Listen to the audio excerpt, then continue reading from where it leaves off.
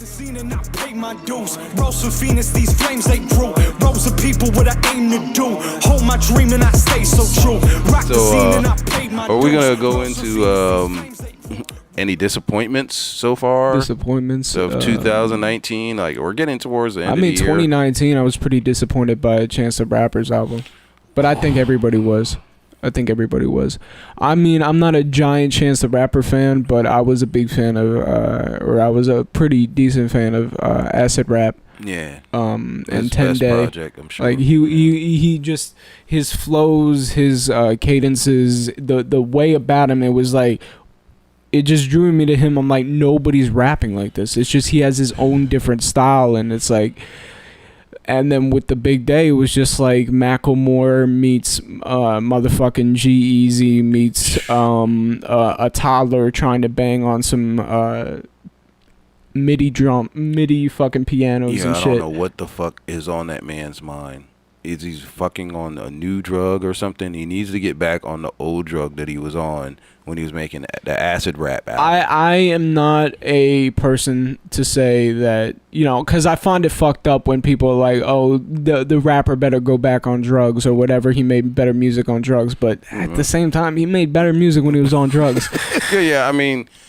I don't want him to go back on drugs. I mean, you know, I want the man to live his best life. If that means he's got to put out some shitty music, I'm just not gonna listen to it. But at the same time, it's like he needs to find something that, other than his wife, that is gonna bring him some inspiration. Yeah, well, he needs something. God, I don't even want to say it because that's terrible. But I tried to listen to it, and it's too goddamn happy for me, man. You know, it's not even happy. It's not even like that. It's too happy because. Well, it's corny. It's just it's corny. It's badly produced. It's too sugary. He just walked straight.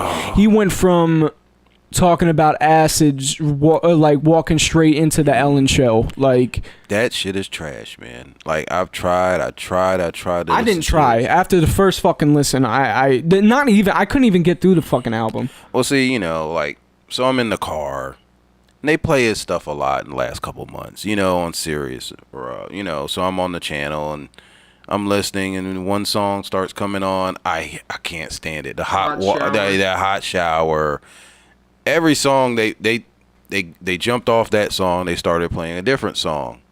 That song was ass too, and then I guess he's got one with the baby, and that's the hot shower. And it's all hot trash. I'm sorry. It's like it's a whole boiling hot water. I don't want to drink that. You know what I'm saying? It's like it's lame. Like I don't know what happened to him, but like it's like. This is what happens when you're free from adversity. Nothing. I don't know. It's not. Like, it's not even that. I think the guy just doesn't have inspiration for music anymore. It was like when it's just you could obviously tell his heart's not in it. Like it's just not in it like it used to be. Like you could tell when artists get to that point. You know, I'm a big fan of M, but like I like the Kamikaze record. I know a lot of people didn't, but like you could tell he was either so out of touch, or he wasn't finding the inspiration or the correct inspiration to make an album, and that's what happened with Chance. Yeah, maybe that's what it is. Maybe he just got out of touch, but you know what? It's fucking disappointing, because 2 years ago, we were talking this shit like, look. Same with Logic. Who's going to take over after Drake? Who was that going to be? It was going to be, people were saying Chance. It's not going to be that now. It's not going to be that. Like, if anything, I think it's going to be the baby, maybe. Yeah, because, I mean, even, like, they're leaving the crown open. Because, like, Kanye could come back and just take all this shit all over again. Wait, let me take that back. I wouldn't say the baby would take Drake's spot, because I don't think he could ever sell that many records. But at the same time, I feel like he's got his niche, but you know, it probably wouldn't be a worldwide. No, it wouldn't be a worldwide thing, especially just with, you know, it sadly, like, Southern influence isn't going to reach that far worldwide, like with not in the way that he's presenting it, I don't think. But you know, but yeah, Chance the Rapper, 2 years ago, That's what we were talking. Like, oh yeah, he's the dude that's gonna take over this shit. You know. People were saying that about Logic too. And and the baton's gonna be passed. But I mean, that was another disappointment. But Logic's closer than Chance is right now. Logic, you know what I mean? I feel like Logic, his problem is inspiration.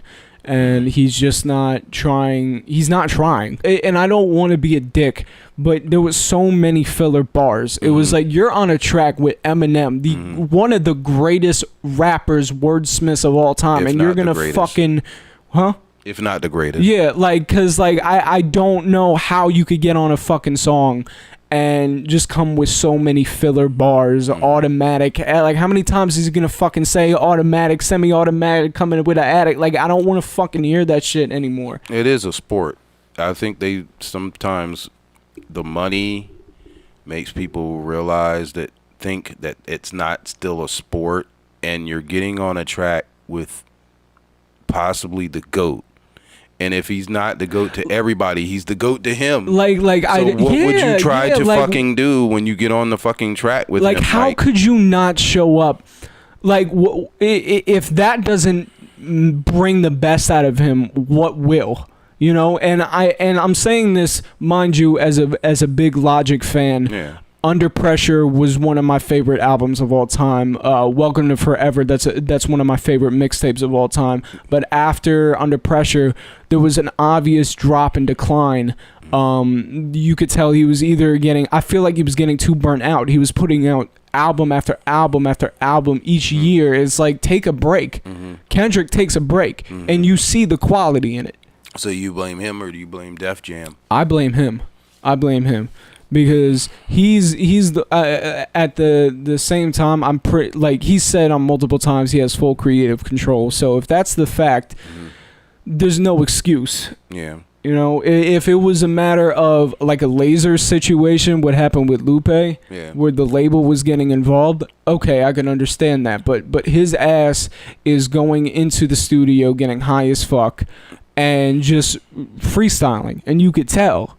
But yeah, that's another subject. Basically, when you're a rapper and you're struggling and you make your first album becomes some sort of a classic because you spent all your life trying to make the first album. Who said you spend your whole life, I forget the quote, but it's like your whole life, your first album is basically written for you. Yeah, because you're spending your whole life, and the culmination of it is that first album. Yeah. Then you come out with it, and you become popular. Now the money comes in. Different interests come in. Is that where the fall off starts? Maybe it's because like you have now you have all this money. Now you're like, you don't have to really focus on music. You don't really, like, the grind isn't there anymore. It isn't something that's like sought after anymore. But yeah, the Eminem thing was disappointing because, like, you're not gonna get another track with Eminem. You know what I'm saying? Yeah. Like, he's not gonna do that again. He's not gonna just like, oh yeah, let's make another track together. You know? And especially with M, he's very secluded. Like, if you're not in a circle, he's not gonna do shit with exactly. you, so. And you're sitting there with the track. I'm sure you help co-produce it and everything. So you got all the opportunity in the world to, even if you didn't like it, to do it again. You know? So, and that's what you came with. Or you're just deferring to him, which you didn't have to do. You should have just went bar for bar with him, and, you know, someone would have just said, oh yeah, they were about even, you know? And he did the same shit on the Book of Ryan, one of my favorite albums of last year? Yeah, last year. And there was another almost Eminem situation, because Eminem was on the final version. It was a song called Caterpillar, but the remix of it, he said on Twitter, he's like, oh, the verse I have on Royce's album's the best verse I've ever written. And then you listen to it, and 90% of it is him complaining about the fact that people don't like him because he's biracial.